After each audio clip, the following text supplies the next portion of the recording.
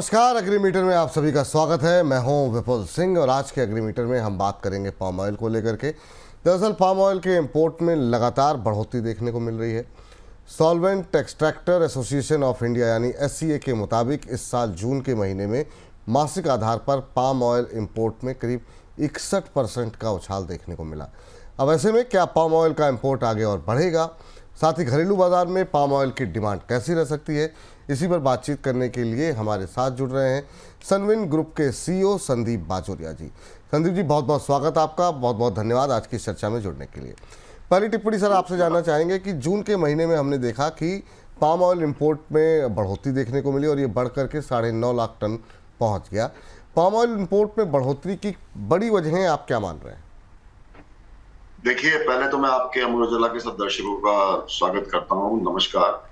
आप लोग बहुत अच्छा काम कर रहे हैं। Thank you sir. एंड ये पाम ऑयल में देखिए ऐसा है, हमने जनवरी, फरवरी, मार्च और अप्रैल ये 4 महीनों में इंडिया में वेजिटेबल ऑयल का इंपोर्ट बहुत कम हुआ। हर महीने का एवरेज 9 लाख टन हुआ है और 9 लाख टन में से पाम ऑयल करीबन 3.5 से 4 लाख टन ही हुआ है हर महीने, जनवरी से लेकर अप्रैल तक। मई में हमारा पाम का इंपोर्ट हो गया 7.5 लाख टन और जून में हमारा इंपोर्ट हो गया वो 8.5-9 लाख टन। तो ये हमारी जो बढ़ोतरी हुई है, बिकॉज पहले पाम ऑयल बहुत महंगा था जनवरी, फरवरी, मार्च में। बाद में अप्रैल से पाम ऑयल ने अपने आप को प्राइस कॉम्पिटिटिव बनाना शुरू किया। पहले palm oil soybean oil, sunflower oil के भी ऊंचा बिक रहा था लास्ट ईयर नवंबर, दिसंबर, जनवरी, फरवरी, मार्च में। लेकिन बाद में जाके पाम ने अपने आप को सोयाबीन ऑयल से $100 सस्ता कर लिया और उनका पाम का प्रोडक्शन बढ़ता है अप्रैल नवंबर से, तो उनको कॉम्पिटिटिव रहना जरूरी है, उनको मार्केट शेयर गेन करना जरूरी था। इसलिए price is the biggest mechanism. तो उस प्राइस घटा के उन्होंने अपना मार्केट शेयर वापस रीगेन किया है और उस तरह से इंडिया ने फिर प्राइस कॉम्पिटिटिव होने से इंडिया ने पाम का इंपोर्ट बढ़ाया है। तो मुझे लग रहा है ये जो आपने देखा जून में पाम का इंपोर्ट जो 8.5-9 हो गया है, ये जो पाम का इंपोर्ट है आगे भी जाके जुलाई, अगस्त, सितंबर में मुझे लग रहा है हर महीने करीबन 8-8.5 लाख टन कम से कम आएगा। सोयाबीन हर महीने करीबन 4 लाख टन आएगा और सनफ्लावर मुझे लग रहा है हर महीने करीबन 1,80,000 से 2 लाख तक आएगा।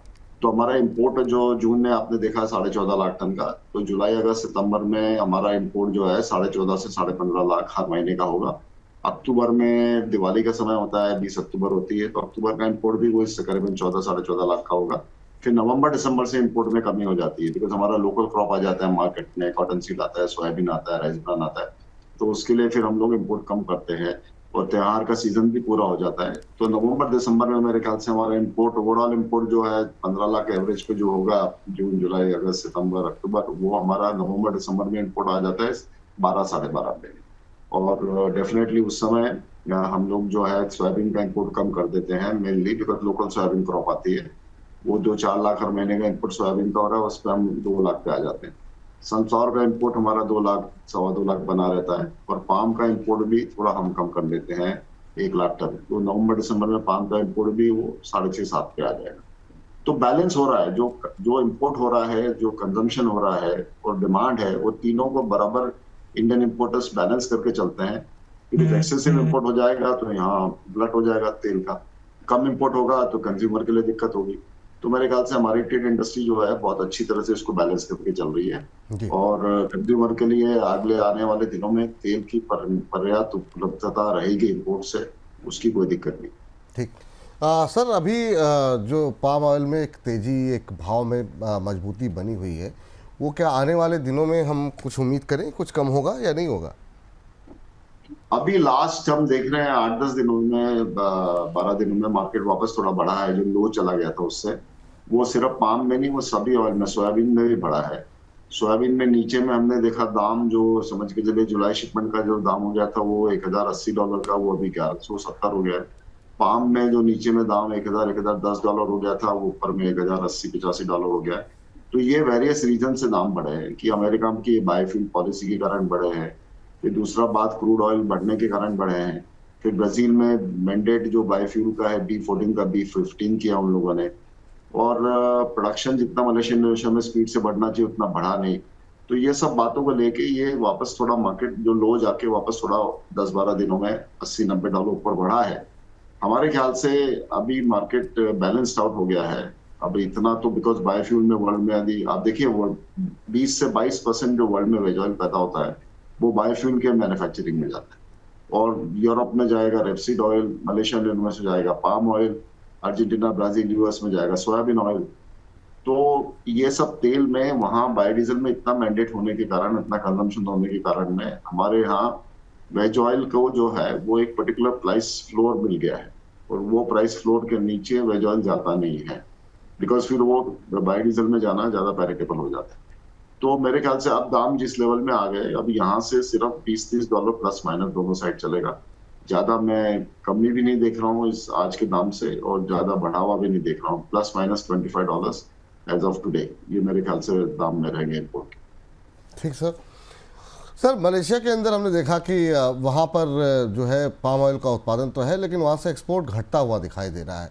अभी इसका कोई असर आप पाम ऑयल जो भारत के अंदर है उनके प्राइसेस पर देखेंगे क्या? नहीं, मलेशिया में थोड़ा घटा था, लेकिन वो पिकअप कर जाएगा, कोई दिक्कत नहीं है। आई थिंक अभी प्रोडक्शन मंथ्स है मलेशिया, इंडोनेशिया।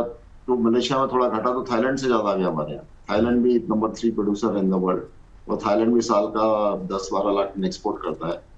तो आई थिंक तीनों कंट्री, जो इंडोनेशिया नंबर 1 है जिसका प्रोडक्शन पाम का करीबन आप समझ के चलिए 480 से 500 लाख टन का है, मलेशिया का प्रोडक्शन 190 लाख टन का है, और थाईलैंड का प्रोडक्शन 35 लाख टन का है। तो इस तरीके से वर्ल्ड में ये 3 बड़े नेशंस हैं। तो आई थिंक पाम का इंपोर्ट का फ्लो बना रहेगा। इसमें कभी थोड़ा कम ज्यादा है, मलेशिया, इंडोनेशिया, थाईलैंड में होते रहता है, इसको कोई बात नहीं। बट ओवरऑल नंबर हमको चाहिए उतना तेल मिलेगा हमें, वो हमें कोई दिक्कत नहीं है। लोकल हमारे जो तेल है, सरसों तेल है, वो अभी थोड़ा बढ़ गया है। सरसों तेल की डिमांड अच्छी है बहुत जगह पे, एंड सरसों तेल का उतना सप्लाई नहीं हो पा रहा है। तो सरसों तेल अभी मतलब 162-64 रुपये पर किलो का लेवल करीबन हो गया है। ग्राउंडनट ऑयल भी महंगा है लोकल में, कॉटन ऑयल भी महंगा है। लेकिन ये डोमेस्टिक तेल, बिकॉज इनका प्रोडक्शन एक लिमिटेड होता है, तो डिमांड का समय है, तो ये बढ़ जाते हैं। लेकिन इंपोर्ट का फ्लो बना हुआ है, और इम्पोर्टेड तेल ये सब तेलों से 10 रुपए किलो से 15 रुपए किलो सस्ते बिक रहे हैं। तो जो पॉपुलेशन है, जो मिडिल लेवल की या लो लेवल का इनकम वाली जो पॉपुलेशन है, उनको इम्पोर्टेड तेल बड़ा सहारा दे रहे हैं। एंड अच्छी अवेलेबिलिटी है सब पोर्टों पे इंडिया में। आई थिंक डिमांड को मीट करने के लिए, फेस्टिवल सीजन की डिमांड को मीट करने के लिए हमारी ट्रेड इंडस्ट्री पूरी सज्ज है। जितना तेल लोग चाहेंगे उतना ले सकते हैं। बल्कि तो आप देख रहे हैं दिनों में प्राइम मिनिस्टर ने तो हेल्थ मिशन के दौरान बोला है कि थोड़ा ऑयल का और शुगर का कंजम्पशन लोगों को कम करना चाहिए। तो वो बात और एक हो रही है। हम भी चाह रहे हैं कि एक्सेसिव कंजम्पशन ना हो, जहां ओबेसिटी जनरेट हो रही है, इस तरह का कंजम्पशन नहीं हो इन सब आइटम्स का। हेल्दी रहने के लिए जितना आपको चाहिए उतना आप जरूर फैट एंड शुगर कंज्यूम करें। एंड हम देख रहे हैं कि जो most of the population India की 144 करोड़ में जो है, वो जो आप देखिए करीबन 100 करोड़ या 90 करोड़ जो है, वो इकोनॉमिकली लोअर मिडल या लोअर क्लास की है। उनको तो तेल चाहिए, उनको तो फैट चाहिए, और उनके बिना उनकी डेली लाइफ में उनको चाहिए उतना पर्याप्त मात्रा में मिलता भी नहीं। लेकिन जो हमारे यहाँ हायर मिडिल क्लास है या फिर जो एफ्लुएंट क्लास है, इनका कंजम्पशन को इनको घटाने की बहुत जरूरत है। और पर कैपिटा कंजम्पशन इंडिया में एवरेज पे 18 किलो पर पर्सन पर ईयर है, और हमारा 144 करोड़ की पॉपुलेशन में टोटल कंजम्पशन हमारा 260 लाख टन का है एडिबल ऑयल का। उसमें से हम 160 लाख टन इंपोर्ट करते हैं, और 100 लाख टन हमारा लोकल तेल। ये हमारा इक्वेशन। जी हाँ सर, बहुत बहुत शुक्रिया, बहुत बहुत धन्यवाद आपका संदीप जी आज की इस चर्चा में जुड़ने के लिए। और हम उम्मीद करेंगे कि आगे भी आप इसी तरीके से हम लोगों का ज्ञान वर्धन करते रहें, हमारे दर्शकों का, ट्रेडर्स का, और एक आउटलुक जो है। और आप भी सर बहुत अच्छा बोलते हैं, और जो आपकी पकड़ है इस विषय पर वो हमारे दर्शकों के लिए काफ़ी प्रेरणादायक है। बहुत बहुत शुक्रिया संदीप सर आज की इस चर्चा में जुड़ने के लिए। धन्यवाद। चलिए अब आगे बढ़ते हैं, और अब जरा ये समझने की कोशिश करते हैं कि कौन से ऐसी एग्री कमोडिटी है जहां पर अभी ट्रेडिंग करनी चाहिए। इसके लिए हमने बातचीत की केडी एडवाइजरी से, और उनके मुताबिक 3 एग्री कमोडिटीज़ जो है वहां पर उन्होंने ट्रेडिंग की सलाह दी है। आइए एक एक करके उन पर नज़र डालते हैं। सबसे पहले ख़रीदारी की सलाह दी गई है हल्दी को लेकर के। अगस्त फ्यूचर आपको ख़रीदारी करने की सलाह दी गई है। 13,400 के आसपास खरीदें, 13,800 के टारगेट यहाँ पर निकल के आ रहे हैं। 400 रुपये ऊपर के टारगेट के लिए ख़रीदारी करें। 13,100 का एक स्टॉप लॉस लगाने की सलाह दी जा रही है। इसके अलावा आपको जीरे में ख़रीदारी करने की सलाह दी गई है। यहाँ पर भी आपको जो अगस्त फ्यूचर प्लस करना है तो 19,400 के आसपास खरीदें। 400 रुपये का टारगेट यहाँ पर भी है, 19,800 का, और एक स्टॉप लॉस लगाइए आप 19,100 के आसपास। इसके अलावा आप धनिया खरीद करके चल सकते हैं। धनिया में अगस्त फ्यूचर प्लस कीजिए 7,500 के आसपास और 7,700 200 रुपये ऊपर के टारगेट हैं। 7,400 100 रुपये नीचे का एक स्टॉप लॉस यहाँ पर दिया जा रहा है।